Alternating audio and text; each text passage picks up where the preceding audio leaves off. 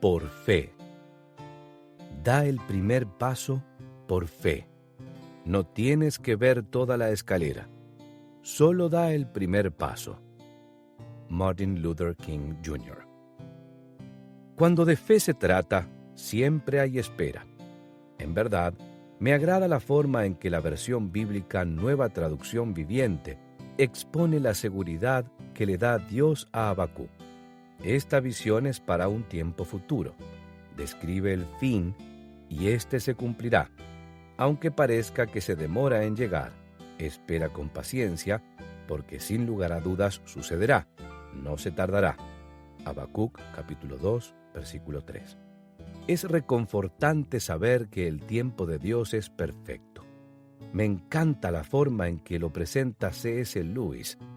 Tengo la seguridad de que Dios no deja esperando a nadie, a menos que vea que es bueno que espere. Podemos tener la seguridad de que Dios hará lo que sea mejor para nosotros en el momento preciso. En mi niñez, cada vez que me metía en un problema, sobre todo si se trataba de algo que mi mamá descubría que yo no debía hacer, había una pequeña frase que me aterrorizaba. Espera que tu padre llegue a casa. Según la gravedad de la falta, ella recalcaba una palabra diferente. Espera que tu padre llegue a casa. O espera que tu padre llegue a casa. Mi padre era un hombre excelente y amoroso. Nunca hizo nada que me hiriera y siempre tenía presente mis mejores intereses cuando me disciplinaba. Sin embargo, como sucede con la mayoría de los jovencitos, el hecho de escuchar esas fatídicas palabras siempre me paralizaba por completo. Eso significaba que ya no era un simple hice algo malo y mamá lo va a manejar. Ese delito caía en el territorio de papá va a tener que lidiar con esto. Yo pensaba, oh no, es mejor que empiece a orar ya mismo. Entonces mi padre llegaba a casa, hablaba con mamá de lo sucedido, después hablaba conmigo y entonces trataba el asunto. La espera siempre era peor que cualquier castigo o consecuencia. Sospecho que Dios usó un tono de voz parecido al de mi mamá cuando le dijo a Habacuc que esperara. Básicamente, le estaba diciendo a su profeta, comprendo que los babilonios son malvados y que tú piensas que se merecen alguna clase de castigo. Bueno, Habacuc, no te preocupes, que van a tener su castigo y va a ser fuerte. Solo espera. Yo soy el Padre Celestial, soy justo y recto, y ellos recibirán el castigo por sus pecados. Era sensato que Dios le pidiera a Habacuc que confiara en él y tuviera la seguridad de que, ciertamente, se aseguraría de que prevaleciera la justicia y la maldad sería destruida. Pero eso no iba a suceder de inmediato. Dios no solo promete que va a castigar a los babilonios, sino que también deja muy clara la razón por la cual van a recibir el castigo de Él. Aquellos invasores enemigos eran unos engreídos increíblemente arrogantes. Nosotros no necesitamos seguir las reglas de Dios. Somos demasiado fuertes para eso. Nuestra vida está en orden. Nos lo sabemos todo. Los babilonios se consideraban a sí mismos como la excepción a las reglas de Dios. Esas leyes estarán bien para los israelitas, pero nosotros hacemos lo que nos plazca. De manera que Dios hizo una lista con algunos de sus delitos mayores y describió la forma en que serían castigados. Dirigiéndose a los babilonios que eran ladrones, proclamó: «Ay del que se hace rico con lo ajeno». Habacuc, capítulo 2, versículo 6. Van a pagar por lo que han hecho. Después llamó a los tramposos y engañadores. «Ay del que llena su casa de ganancias injustas». Versículo 9. Ya verán lo que les va a pasar. Los consagrados a la violencia no escaparon a su atención tampoco. «Ay del que construye una ciudad con asesinatos». Versículo 12. Y por último, en su lista de ayes, Dios señaló incluso a los que organizaban orgías. Sí, a ellos les dijo: «Ay de ti que emborrachas a tu prójimo». Versículo 15. Lo dice también de los paganos. versículos 15 y 16.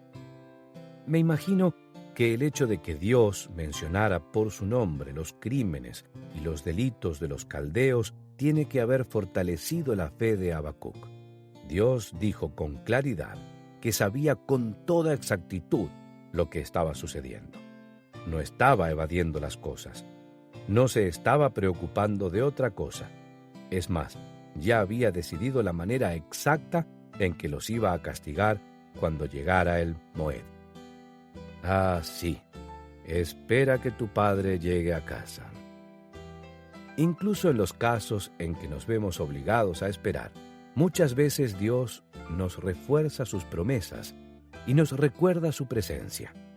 Puede hacerlo por medio de su palabra, por un susurro, a través de alguna persona, o sencillamente por el hecho de creer por fe que Él está con nosotros. Nos hace ver con claridad que no está evadiéndonos a nosotros ni a nuestras necesidades.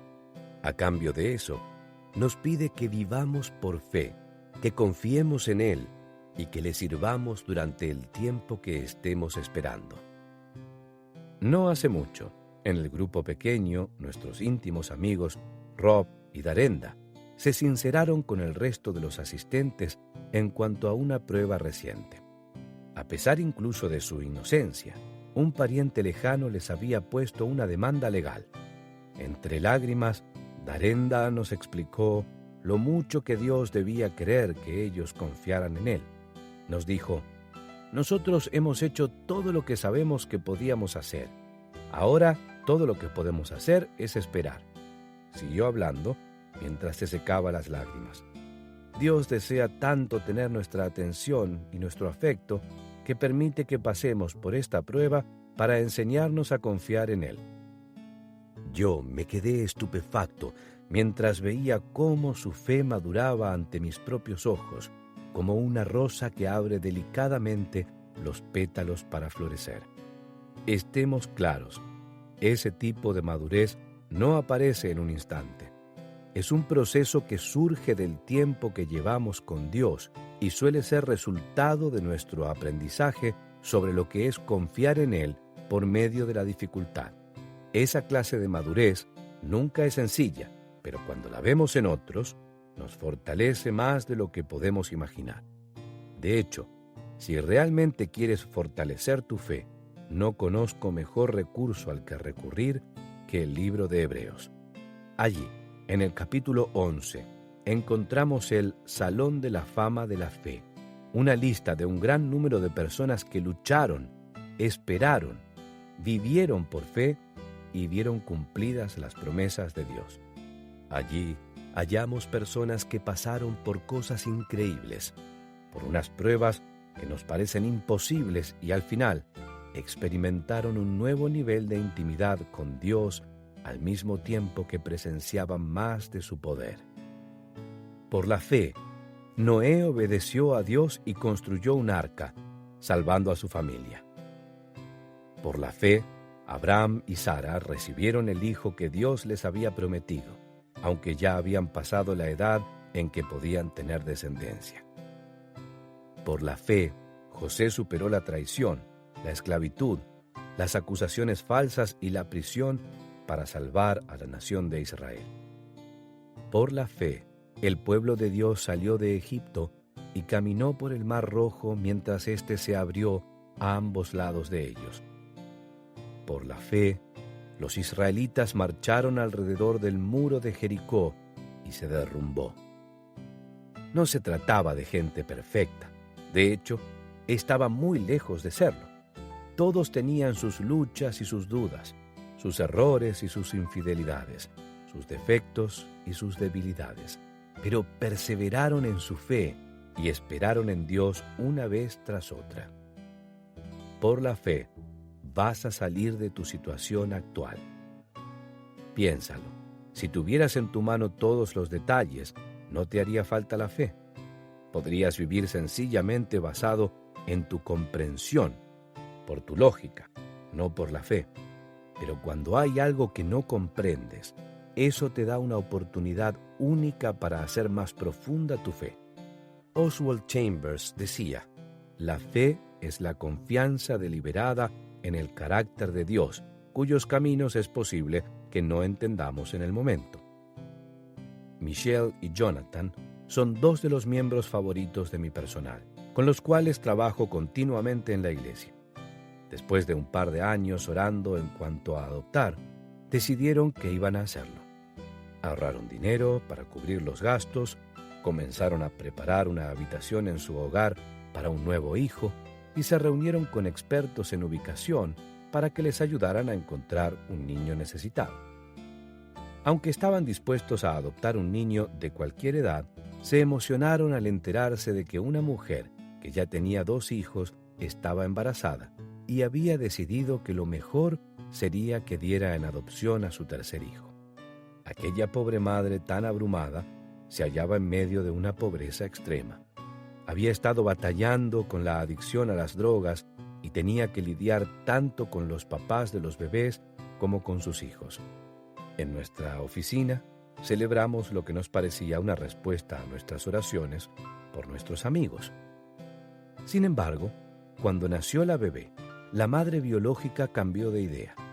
Jonathan y Michelle estaban destrozados, tristes no solo por su pérdida, sino también porque les preocupaba que aquella hermosa bebé, que ya amaban, pudiera estar rodeada de unas circunstancias que posiblemente significarían que tendría una vida mucho más difícil. Así que ese hermoso matrimonio hizo lo que cualquier otro habría hecho. Lloraron, lloraron y siguieron llorando. Cuando los vi a la semana siguiente, me sorprendió su firmeza espiritual. Después que les di un abrazo a los dos, Michelle me dijo con mucha seguridad que ellos sabían que Dios amaba a aquella pequeña mucho más que ellos. Por supuesto que aún estaban desilusionados, pero pusieron toda su fe y su confianza en el plan soberano de Dios. Yo podía sentir en esa joven pareja una profundidad espiritual que iba mucho más allá de sus años. Al mismo tiempo que estaban luchando con su desilusión, estaban abrazando la bondad de Dios.